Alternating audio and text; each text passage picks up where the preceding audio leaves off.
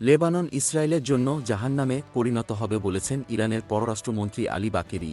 ইরানের ভারপ্রাপ্ত পররাষ্ট্রমন্ত্রী আলী বাকেরি কানি বলেছেন, ইসরায়েল যদি লেবাননে আগ্রাসন শুরু করে তাহলে যুদ্ধক্ষেত্র ইসরায়েলিদের জন্য জাহান্নামে পরিণত হবে। সেখান থেকে তারা বের হতে পারবে না। বুধবার ইরানের মন্ত্রিসভার সাপ্তাহিক বৈঠকের অবকাশে সাংবাদিকদের আলী বাকেরি কানি এসব কথা বলেন। সম্প্রতি ইসরায়েল সরকার লেবাননের সশস্ত্র গোষ্ঠী হিজবুল্লাহর বিরুদ্ধে সর্বাত্মক যুদ্ধ শুরুর হুমকি দিয়েছে। এ নিয়ে দুপক্ষের মধ্যে তুমুল উত্তেজনা বিরাজ করছে।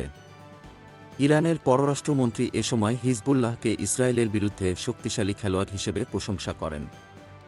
তিনি বলেন, লেবাননের সশস্ত্র গোষ্ঠীটি খুবই শক্তিশালী ভূমিকা পালন করেছে, যা আন্তর্জাতিক ও কূটনীতির ক্ষেত্রে প্রতিরোধ সৃষ্টি করেছে।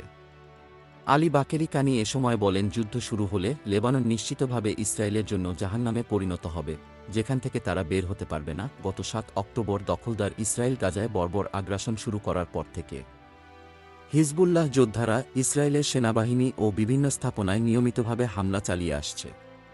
হিজবুল্লাহ বলছে, গাজায় আগ্রাসন বন্ধ করলেই কেবল ইসরায়েলের বিরুদ্ধে তাদের হামলা বন্ধ হবে। এদিকে গত ২৪ ঘণ্টায় ইসরায়েলের সামরিক অবস্থান লক্ষ্য করে ২ শতাধিক রকেট হামলা চালিয়েছে হিজবুল্লাহ। বুধবার সংগঠনটির তৃতীয় উচ্চপদস্থ কর্মকর্তা ও কমান্ডার মোহাম্মদ নিমাহ নাসেরকে হত্যা করে ইসরায়েল। তারই জবাবে ওই রকেট হামলা চালায় হিজবুল্লাহ। বুধবার দক্ষিণ লেবাননের বৃহত্তম শহর টায়ারের একটি গাড়ি লক্ষ্য করে ওই হামলা চালায় ইসরায়েলি সেনারা।